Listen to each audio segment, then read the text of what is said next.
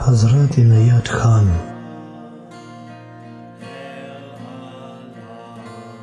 Pure mysticism of life.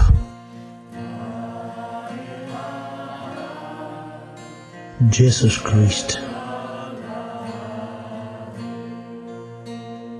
Beloved ones of God.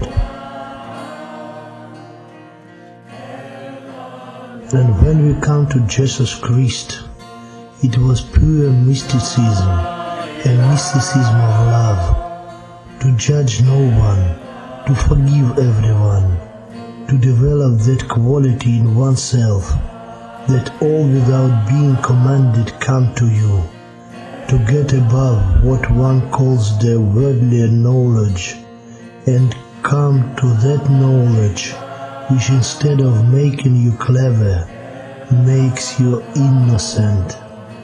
The Master was not only innocent in his thought and word and in his atmosphere, but those inspired by him also reached the stage of innocence, which is the sign of the saintly spirit.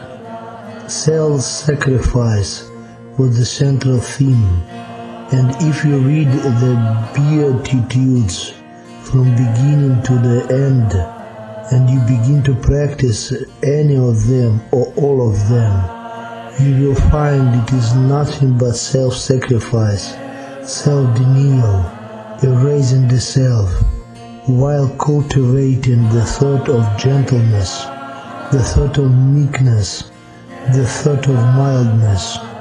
All this shows to us that his mission was to melt the hearts from grossness, from denseness, from hardness, to soften them, to make them refined, to have them enlightened, to liberate them. His coming and going was the example that a soul is brought here to do something and then is called back.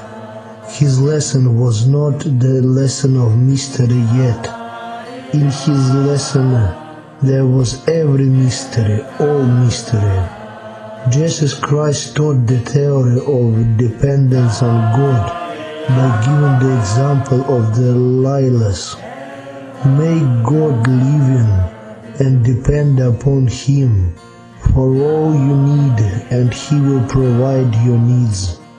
Mankind has forgiven that lesson in its earthly strife, but at the same time, whenever man comes to that lesson, he will begin to find the phenomena of life, that no sooner do we give over our responsibility to God, that God begins to feel responsibility for us. It is this hint of the Master that Saadi has interpreted in the Rose Garden, where he says, Karzaze Kare Man.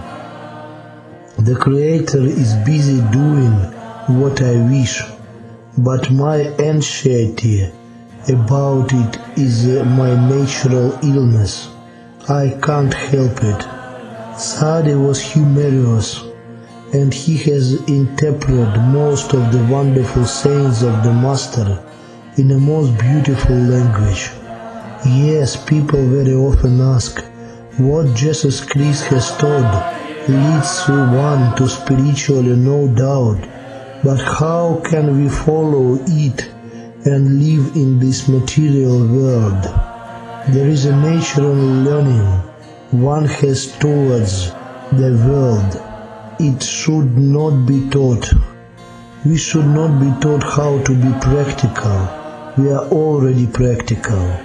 We need not to be told how to be clever. We are already clever. We need not to be instructed or advised to fight with our enemy. We are already inclined to it. If Jesus Christ didn't teach it, it was only in order to make a balance.